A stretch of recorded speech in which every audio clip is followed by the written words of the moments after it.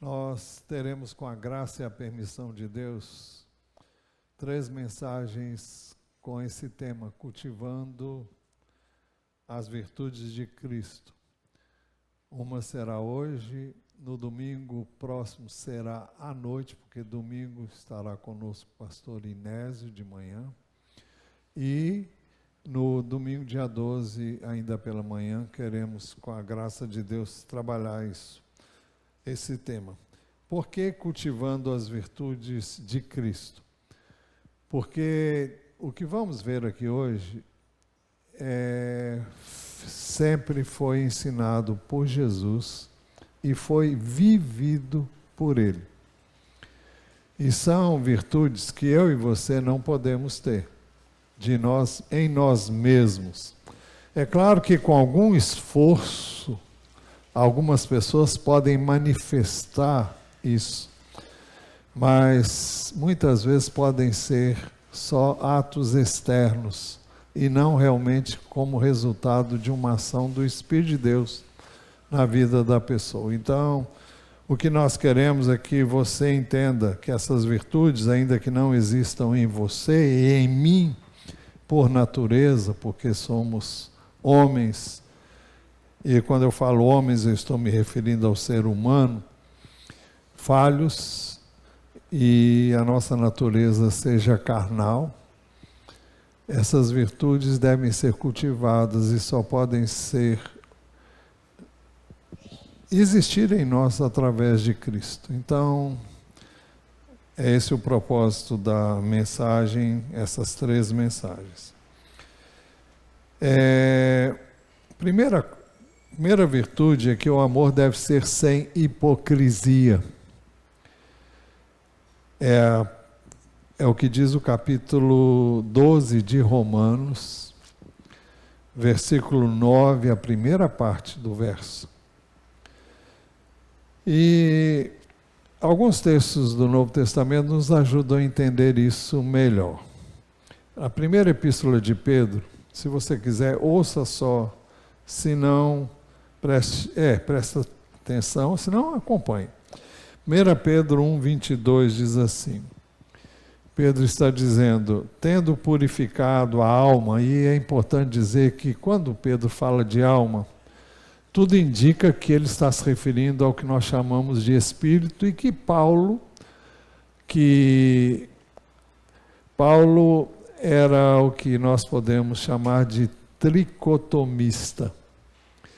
E ele crê que o ser humano é um ser trino, ele é um espírito, ele tem uma alma, aliás, ele é um espírito, ele tem uma alma e ele habita num corpo. A alma fica entre o corpo e o espírito e ela manifesta um ou outro, né? E a alma entendemos como psique. Assim ensinou o apóstolo Paulo, mas nós temos um ensino na Bíblia que alma, no ensino de Jesus, normalmente é aplicado ao ser integral. E no conceito do apóstolo Pedro, parece-nos que ele era dicotomista. O que é isso? Ele cria em alma e corpo. Ponto final. Mas isso não vai fazer nenhuma diferença. Mas ele diz assim, tendo purificado a alma, e o que é purificado é o nosso espírito, também pode ser chamado de coração, tendo purificado a alma pela obediência à verdade. Qual é a verdade? É o ensino de Jesus. Obediência à palavra de Deus e com vistas ao amor fraternal não fingido, amem intensamente uns aos outros de coração puro. Amem intensamente uns aos outros de coração puro. Sem nenhum interesse secundário, menos digno. Mas é um coração puro, como só podemos encontrar em Jesus, não é? E em nós, se deixarmos que Ele haja em nós. Então ele fala de um amor fraternal que não é fingido, mas que deve ser intenso de uns para com os outros e de coração puro. Escrevendo aos Coríntios, na sua segunda epístola, capítulo 6, o apóstolo Paulo fala das virtudes que o caracterizavam e que deveriam caracterizar aqueles que querem servir a Deus. Ele fala na pureza,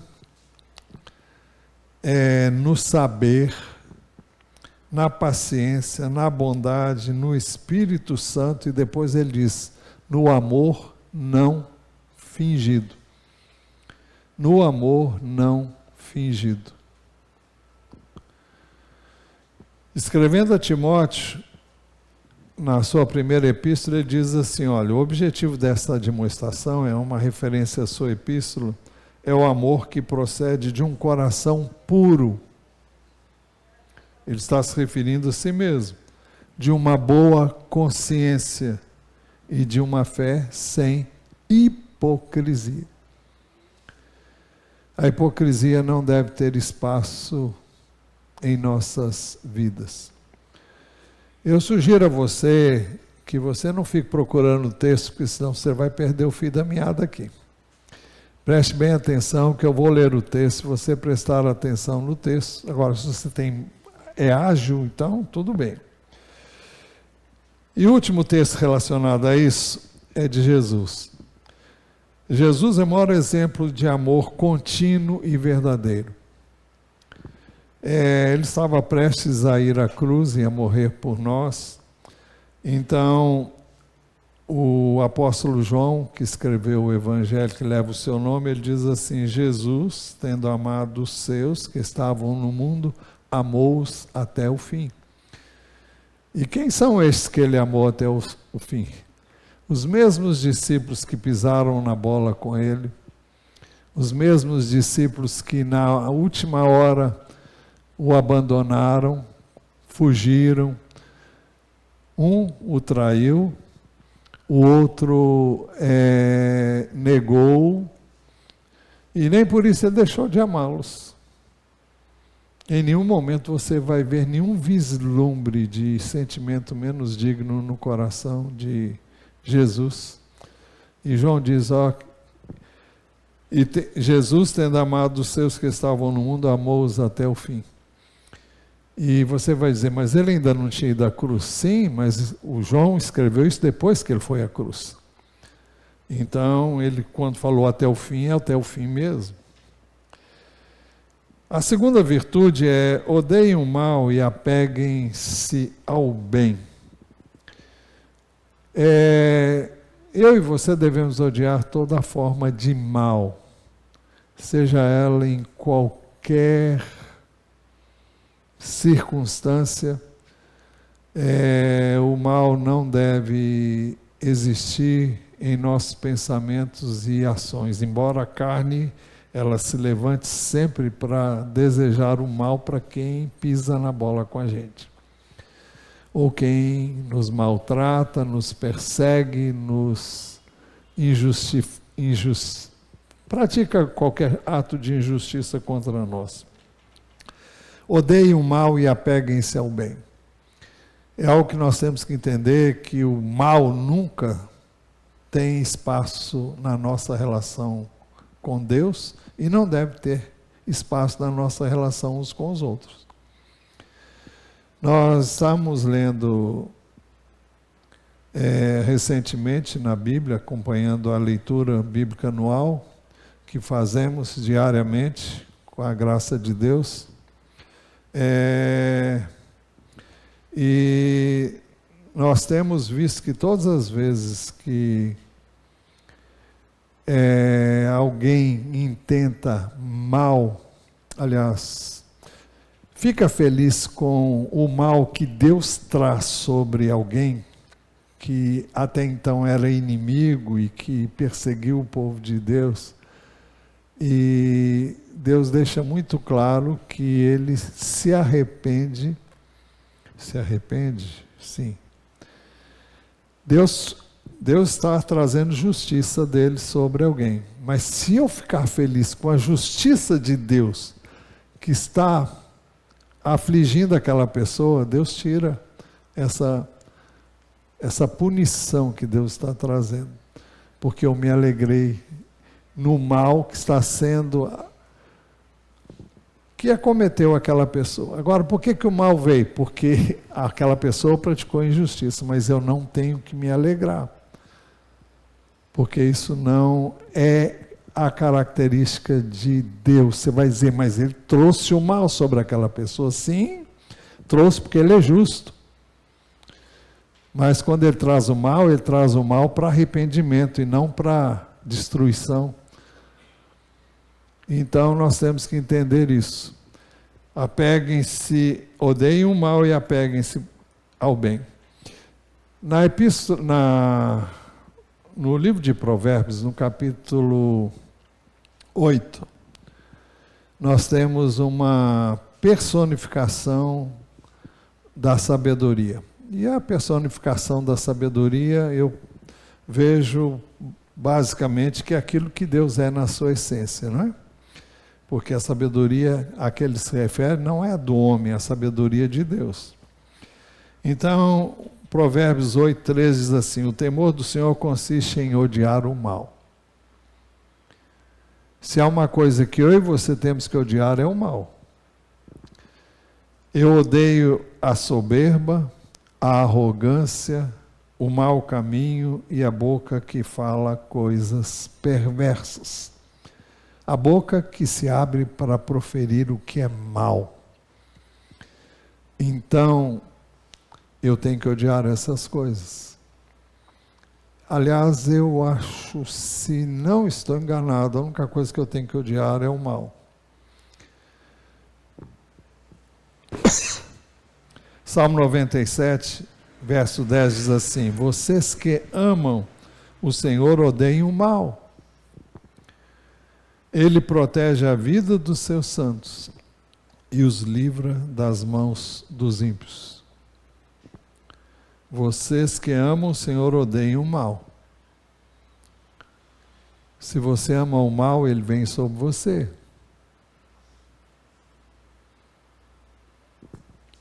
É por isso que nós temos que ter muito cuidado com o que a gente fala.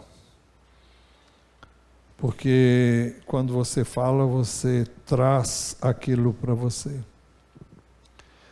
Amós 5:15 diz assim: odeiem o mal e amem o bem. Promovam a justiça nos tribunais. Talvez o Senhor, o Deus dos exércitos, se compadeça do remanescente de Jacó. O profeta está falando de coisas que estavam previstas vir sobre Israel, o reino do norte. E ele diz: odeiem o mal e amem o bem. É um apelo para arrependimento e volta à sensatez. Promovam a justiça nos tribunais. Talvez o Senhor, o Deus dos exércitos, se compadeça do remanescente de José. É uma referência ao reino do norte, que é chamado de José, porque o reino do norte veio a ser constituído principalmente das tribos de Efraim e Manassés, que eram descendentes de José. 1 Tessalonicenses 5 diz assim: examinem todas as coisas, retenham o que é bom. Abstenham-se de toda forma de mal. Examinem todas as coisas. É para que nós possamos examinar e ver o que é bom e o que é mal. E a gente examina isso à luz das Escrituras. E então, eu devo me abster de tudo aquilo que é mal ou aparência de mal. O mal não é só o que eu acho que não é mal aos meus olhos, é aquilo que pode ter na visão de alguém aparência de mal. Então, eu devo evitar. Jesus nos mostrou o caminho para esta virtude. Vocês ouviram o que foi dito: ame o seu próximo e odeie o seu inimigo. Isso nunca foi ensinado na Bíblia, mas é uma coisa que estava incutido na cultura judaica. Daí o ódio pelos samaritanos, e sempre com aquela pretensão de pureza, de princípios e valores que os judeus tinham. Eu, porém, lhes digo: ame os seus inimigos e orem pelos que perseguem vocês, para que demonstrem que são filhos do Pai de vocês que está nos céus.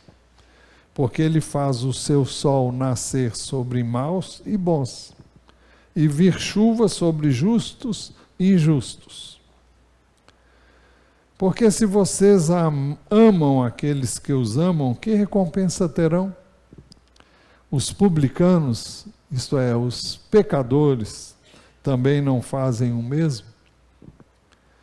E se saudarem somente os seus irmãos, o que é que estão fazendo demais? Os gentios também não fazem o mesmo? Portanto, sejam perfeitos como é perfeito o Pai de vocês que está nos céus. É impossível sermos perfeitos, mas se Ele está mandando é porque Ele está querendo que nós que despojemos do que há de mal em nós e nos apropriemos do que é bom e que só Ele pode nos dar. É por isso que Jesus veio, para que Deus enviou o seu Filho ao mundo para que vivamos por meio dele. Se não me engano, é 1 de João 4,9, se eu não estou enganado. Terceiro, outra virtude, não sei se é a terceira ou não, porque eu não coloquei. Amem uns aos outros com amor fraternal. Novamente vem a ênfase no amor fraternal.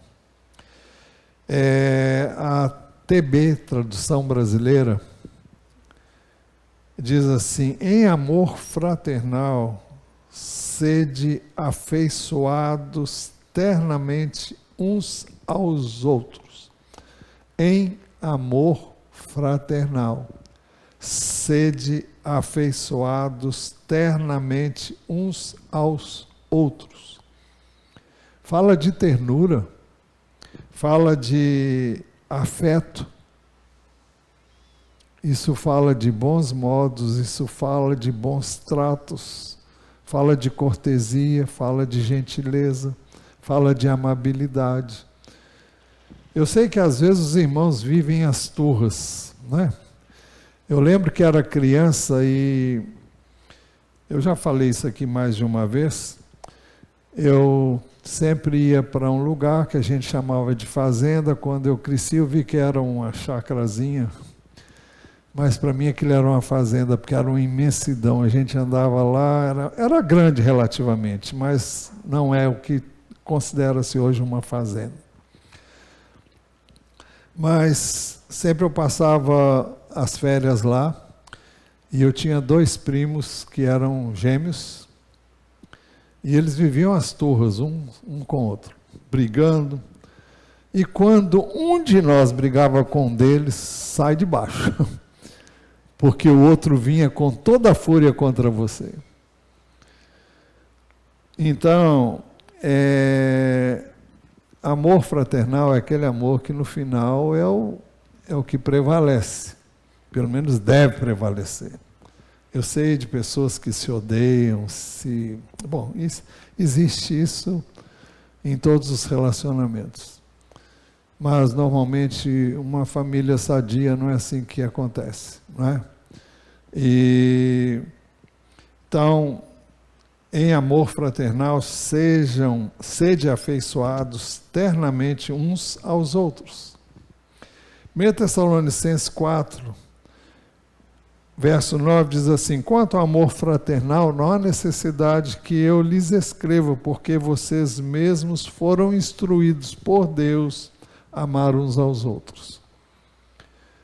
uma referência ao Velho Testamento e uma referência às palavras de Jesus, que diz que nós devemos amar uns aos outros. E, na verdade, vocês já estão fazendo isso em relação a todos os irmãos em toda a Macedônia. Porém, irmãos, exortamos vocês, encorajamos vocês a que progridam cada vez mais. O amor deve ser algo que deve ser cultivado na nossa relação uns com os outros. É fácil? Não é fácil. Não é fácil porque eu e você, repito, a nossa natureza carnal não age assim. Bateu, levou, a pessoa passa por você, está pensando em 1000 coisas, não te viu e você, fulano não está falando comigo. Eu também não vou falar com ele.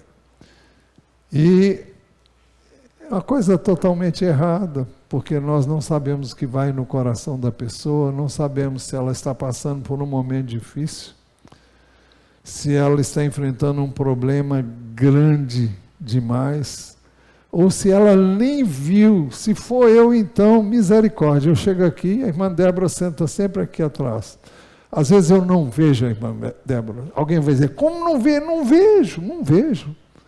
A minha preocupação está sendo lá com a multimídia, está sendo em passar o que eu tenho que passar para A, B e C, e eu não vejo ninguém. Às vezes eu vejo, mas às vezes não vejo. Se a irmã Débora ficar com raiva de mim, ela está frita.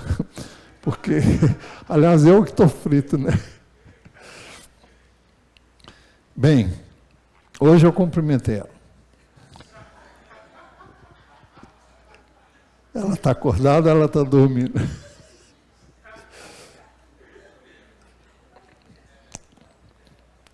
Hebreus 13 diz assim: seja constante o amor fraternal. É algo para ser constante. 1 Pedro fala de várias virtudes. Ele diz que eu devo juntar a piedade à fraternidade. O que é piedade? Piedade não é ter pena das pessoas. Hein? Segundo Pedro. Eu falei primeiro? Segundo Pedro, obrigado, Bia. Ela disse que fica com vergonha de falar comigo, mas tem que falar mesmo. Segundo Pedro 1, ele diz assim: a piedade, a fraternidade. Quando a Bíblia usa a palavra piedade, não é no sentido de ter pena de alguém. Piedade significa uma vida devotada a Deus. Uma vida dedicada a Deus. E é isso que devemos buscar. Então, a piedade, uma vida devotada a Deus, tem que ser caracterizada pela fraternidade. E ele diz, a fraternidade, o amor. Há uma virtude se junta à outra. A piedade é uma vida devotada a Deus, a fraternidade, o amor fraternal, e a fraternidade, o amor. Parece que ele faz distinção entre fraternidade e amor, mas não há como vocês ser fraternos. Bom, você pode ser irmão e não ter amor, tá certo. Então, ninguém pode alegar que não consegue amar. Amar é uma escolha, sempre foi, sempre será. Amar não é um sentimento, o sentimento vem como resultado da escolha. Normalmente nós escolhemos a quem vamos amar. E escolhemos de acordo com a nossa preferência, de acordo com a nossa visão, de acordo com o nosso entendimento. Mas amar é uma escolha. E Deus não nos dá a escolha de não amar. Então, já que Ele não dá, eu não tenho essa escolha. Aliás, eu posso escolher. Eu posso escolher obedecer a Deus ou não.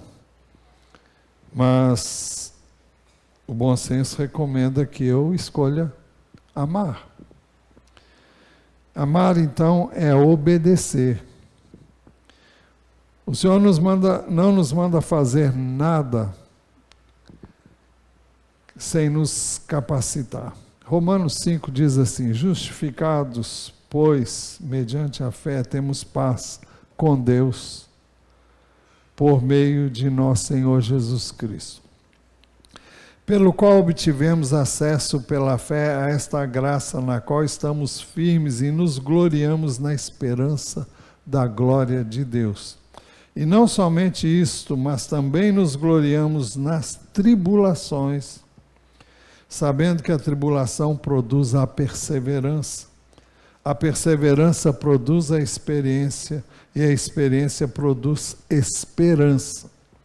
Ora, a esperança não nos deixa decepcionados, porque o amor de Deus é derramado em nosso coração pelo Espírito Santo que nos foi dado. Quando nós somos justificados pela fé, nós temos paz com Deus por meio de Jesus Cristo. Isto é, quando nós somos salvos, e o amor de Deus é derramado em nosso coração pelo Espírito que nos foi dado. Então, o amor está disponível para mim, para você, e o que impede que nós usemos esse amor é uma cabeça dura, que se recusa a amar, se recusa a obedecer, se recusa a dar o que você já recebeu. Você foi objeto, como eu fui objeto do amor de Deus, da graça de Deus, do perdão de Deus. E Deus o tempo todo mostra que Ele nos amou não por causa do que somos, mas por causa do que Ele é. Deus é amor. Então, é por isso que a Bíblia diz que quem não ama não conhece a Deus. Porque Deus é amor, e Deus prova o seu próprio amor para conosco pelo fato de Cristo ter morrido por nós quando ainda éramos pecadores. Nada justifica então que nós paguemos com o mal quem nos faz o mal. Nada justifica tratar mal com qualquer desculpa que venhamos a dar para isso. Eu posso sim, depois de não ter visto uma pessoa, se a pessoa reclamar, dizer, olha, me perdoa, eu não vi mesmo, mas não tive nenhuma intenção de ignorar você. Tratar as pessoas sem expressar amor é evidência, no mínimo, de falta de educação. Ontem eu entrei no elevador e entrou uma senhora, eu já estava no elevador, e entrou uma senhora com várias crianças. Ela entrou e lá normalmente as pessoas são educadas, e normalmente as pessoas cumprimentam. Bom dia, boa tarde, coisas semelhantes. E ela entrou e não deu a mínima. Eu falei, olha, no mínimo a cabeça dela deve estar azuretada, e ela estava conversando com as crianças sobre um fato que tinha acontecido lá no contexto deles. Mas eu vi que ela não viu. E eu nem sei quem é, para lhe dizer a verdade. E então, quando não tratamos as pessoas com a devida manifestação de amor e apreço e consideração, é no mínimo falta de educação. Ou então, pessoas meio parecidas comigo, que vivem no mundo da lua às vezes. Falta também conhecimento de Deus. É isso que eu já disse há pouco, amados, amemo-nos uns aos outros, porque o amor procede de Deus, e todo aquele que ama é nascido de Deus e conhece a Deus. Quem não ama não conhece a Deus, pois Deus é amor. 1 João 4, 7 e 8. 1 Coríntios caracteriza o amor. O amor é paciente, é bondoso, não arde em ciúmes, não se envaidece, não é orgulhoso, não se conduz de forma inconveniente, não busca os seus interesses, não se irrita, não se ressente do mal. O amor não se alegra com a injustiça, mas se alegra com a verdade. O amor tudo sofre, tudo crê, tudo espera, tudo suporta. O amor que Deus derrama em nossos corações, quando cremos nele, jamais acaba. Então não há nenhuma razão para eu e você deixarmos de amar em nenhum momento.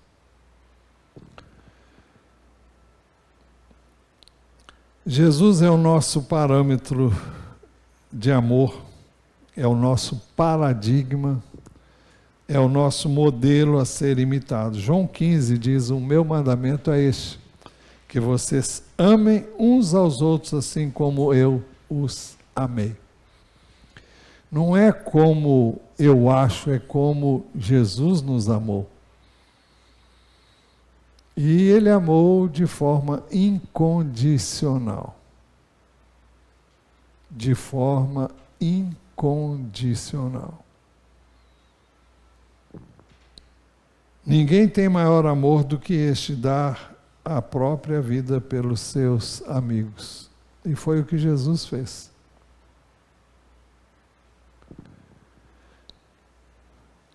A próxima virtude é a honra. Quanto à honra, deem sempre preferência aos outros. Romanos 12, 10b. Dar sempre preferência significa dar o nosso lugar aos outros, preferindo honrá-los em lugar de receber honra. Romanos diz, esse mesmo texto na TB, tradução brasileira. A tradução brasileira é a tradução mais antiga que existe na língua portuguesa. E eu diria originalíssima. Tem um português meio arcaico, meio antigo, mas é uma tradução que tira a teima. Para tirar a teima é essa aí. Eu gosto de usar a NAA porque ela é mais clara, para que todos entendam, mas a que tira a teima é essa aí. Dê cada um de vós preferência aos outros. Difícil, né? Difícil.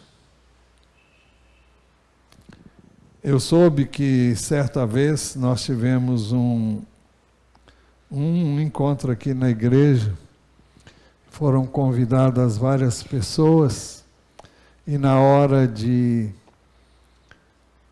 dos comes e bebes, eu acho que nós envergonhamos muitos descrentes, porque houve uma verdadeira corrida para ser o primeiro a pegar o melhor pedaço. Não foi ontem não, nem foi anteontem, não foi essa semana. Não, isso tem, muito tempo, viu? Para você não ficar procurando, porque você não vai achar, tá? Dê cada um preferência aos outros.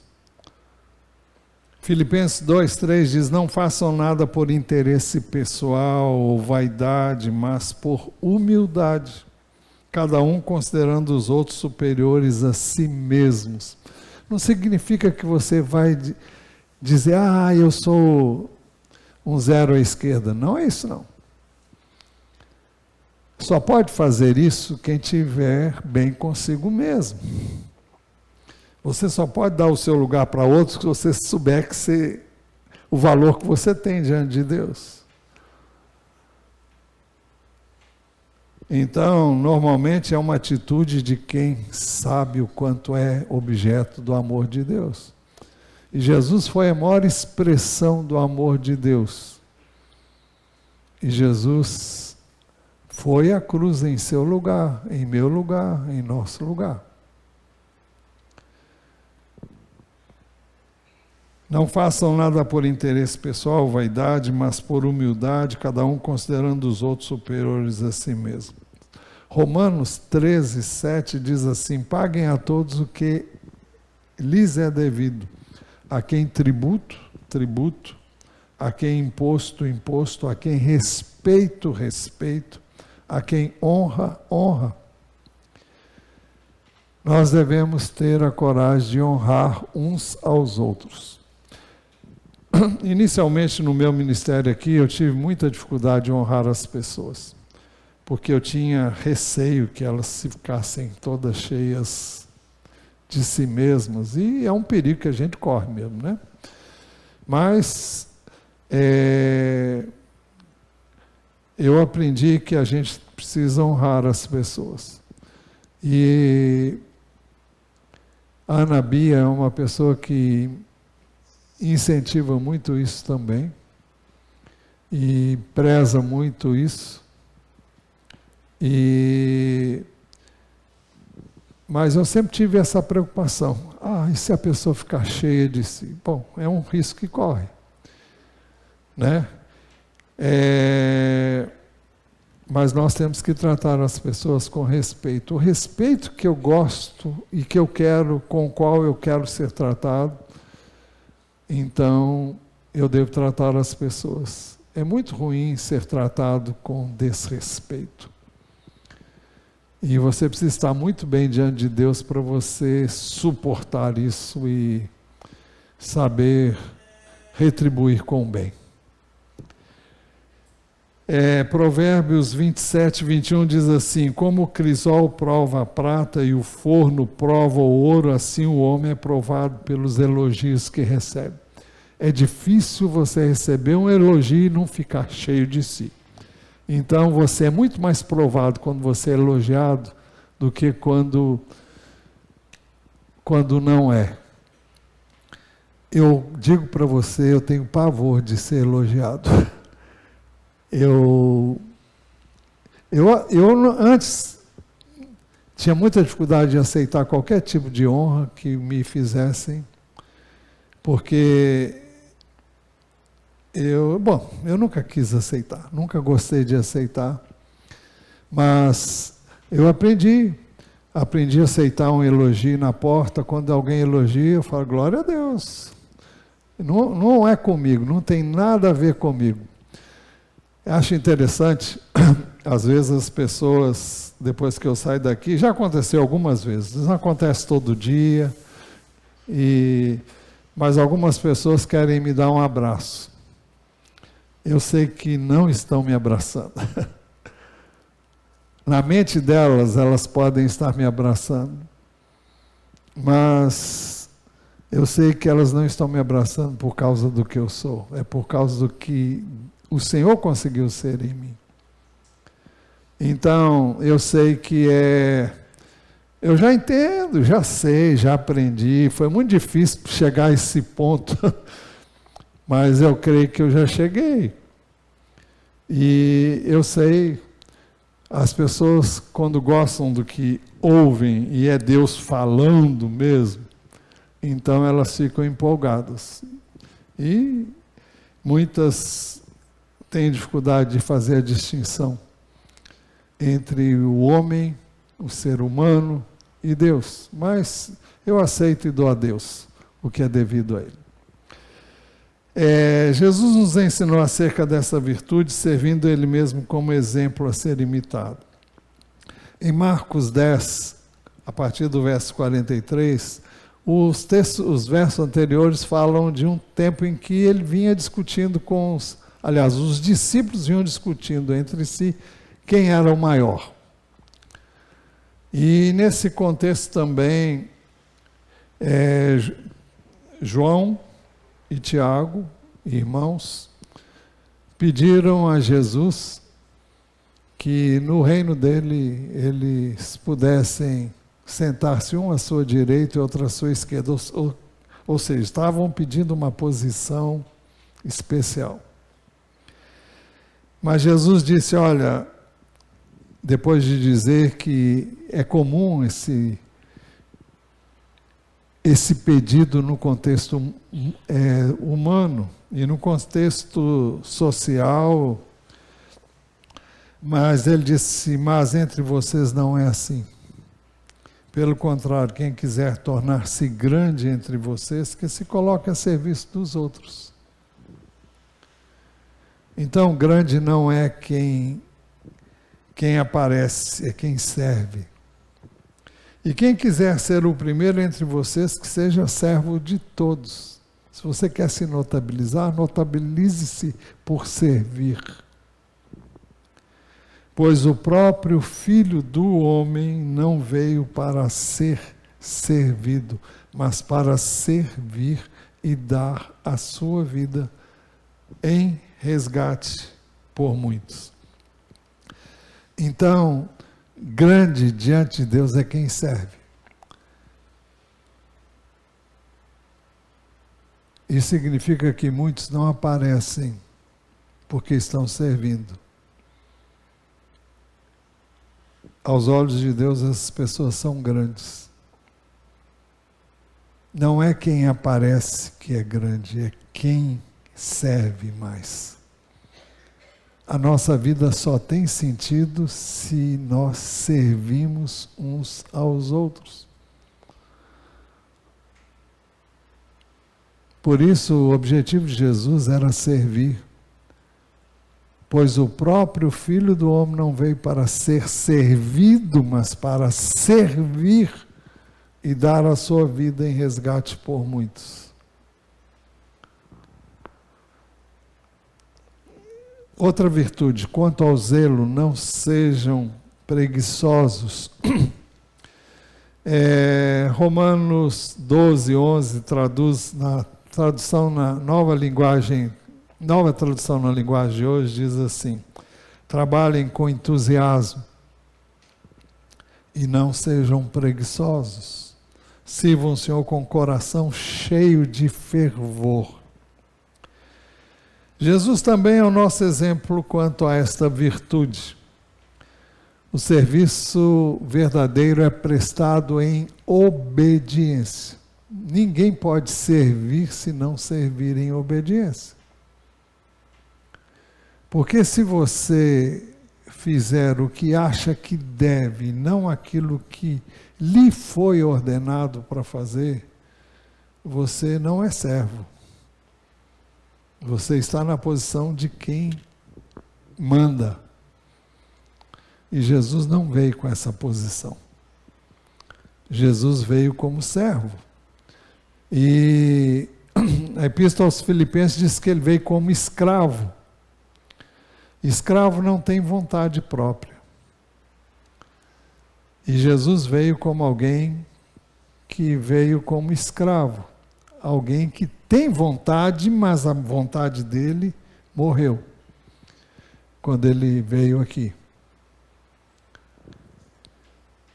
É por isso que João 6, ele disse, porque eu desci do céu não para fazer a minha própria vontade, mas a vontade daquele que me enviou.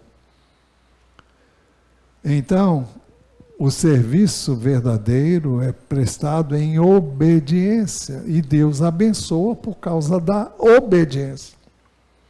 Você só não deve obedecer se mandar você fazer uma coisa ruim, má, mas se não, faz exatamente o que foi mandado. Se você não consegue obedecer o ser humano, como é que você vai obedecer a Deus?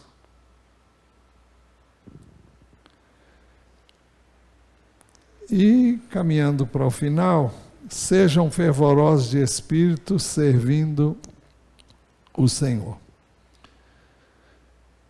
A TB traduz assim: no espírito sede fervorosos. No espírito sejam fervorosos. Ou seja, um fervor no espírito é fazer fervorosamente, fazer com todo o empenho, quente, fazer numa boa, não quente no sentido explosivo, mas no sentido de paixão pelo que faz, não é? A TB coloca este verso no contexto do serviço prestado ao Senhor. Diz assim o verso inteiro: no zelo não sejais remissos, no espírito sede fervorosos, servi ao Senhor. Isso nos remete à necessidade de fazermos tudo com excelência. Excelência não é nunca errar. Excelência é fazer o que você sabe fazer e esmerar-se para fazer o melhor. Então, o que a gente tem que perguntar é o seguinte: o que você está fazendo com excelência? É o melhor que você pode? Você se empenhou ao máximo para fazer o seu serviço? Você estudou? Você orou? Você se preparou? Você deu o que você tinha de melhor em seu tempo, em dedicação? Ou você fez em cima do joelho, como diz aí, ou fez superficialmente para cumprir uma obrigação? Isso não é servir a Deus com fervor, e nem fazer com paixão, e nem fazer com empenho, e nem é o melhor. Nós devemos fazer tudo bem feito. Isso é excelência, e excelência deve ser algo que deve caracterizar a vida do crente. Porque Deus não deu o pior, Deus deu o melhor. E Deus sempre quer o melhor para nós. E quando Ele determina que eu e você nos atenhamos à palavra dEle, é porque Ele quer que nós tenhamos o melhor dEle. Ele não quer que nós pensemos, porque os nossos pensamentos não são os de Deus. Ele quer que nós pensemos como Ele pensa, que hajamos como Ele age, que vivamos como Ele viveu quando Ele veio aqui na forma humana através do seu Filho. Então, a excelência é o melhor que você pode fazer. Então, eu devo perguntar sempre: eu fiz o melhor? Porque eu deveria fazer o melhor, o mais excelente? Porque você não está servindo a seres humanos, ainda que sirvamos ao ser humano. Mas, em última análise, nós estamos servindo a Deus.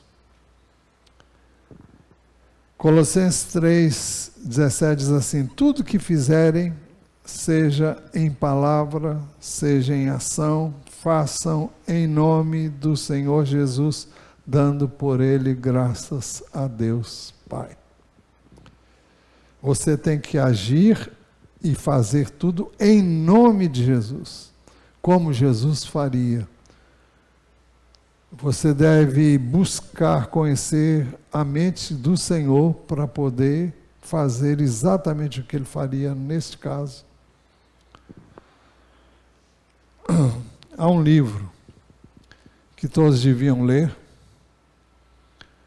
Na realidade, quando você chega no final do livro, você fica meio decepcionado, porque é uma novela, é uma história que não é verdadeira, mas chama a nossa atenção, chama Em Seus Passos que Faria Jesus.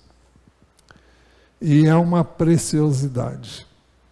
E você deveria ver, mesmo sabendo que é uma ficção, mas que tem base bíblica. Tudo é feito com base na palavra. Então,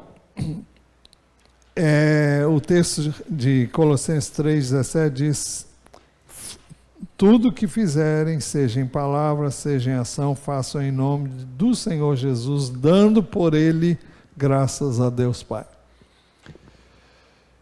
Efésios 6 diz assim como eu e você devemos servir: não servindo apenas quando estão sendo vigiados, somente para agradar pessoas, Você já viu pessoas que, quando tem um patrão vendo, quando tem um chefe, quando tem o superior hierárquico vendo, ele faz tudo direitinho, desliga o celular, ele esconde o celular, mas quando o chefe não está, ele põe o celular lá, começa a ver coisa que não tem nada a ver com o serviço, e ele relaxa, e o que é isso, gente?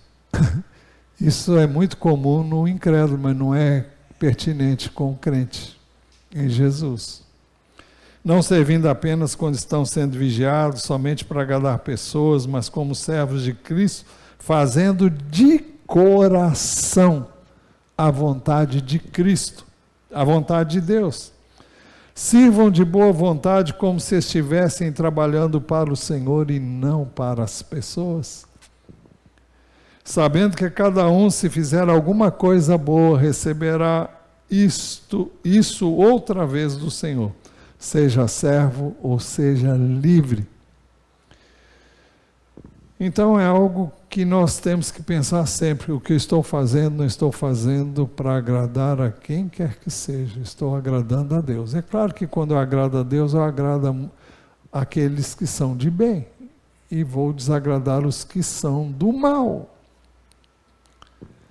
Não há como você agradar a todos, mas que, pelo menos, que se desagradarem, seja por você fazer a coisa certa, do jeito certo, como Deus recomenda. Mais uma vez, voltamos a nossa atenção para o exemplo de Jesus.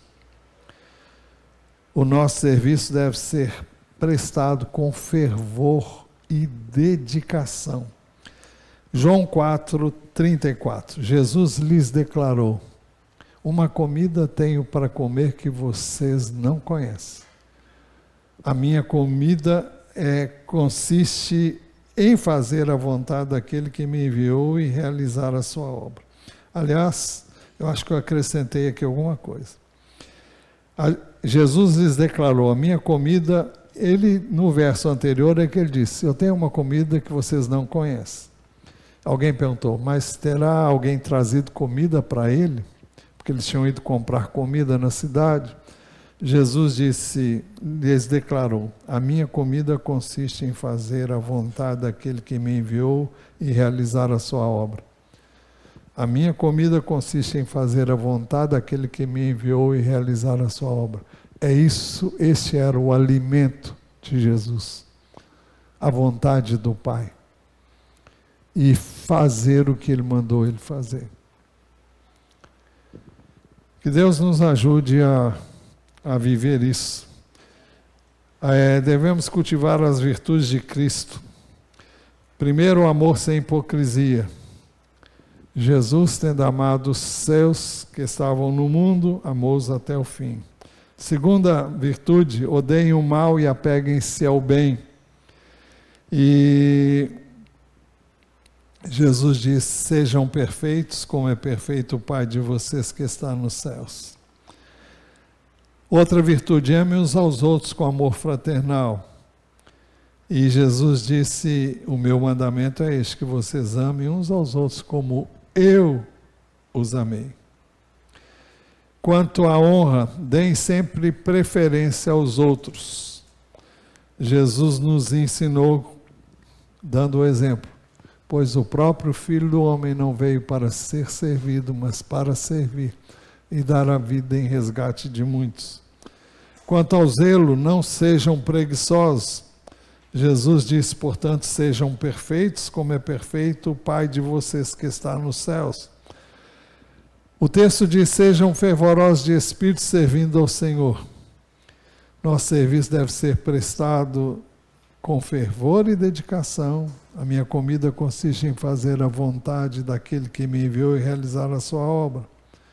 Nosso serviço deve ser prestado em obediência, porque eu desci do céu não para fazer a minha própria vontade, mas a vontade daquele que me enviou.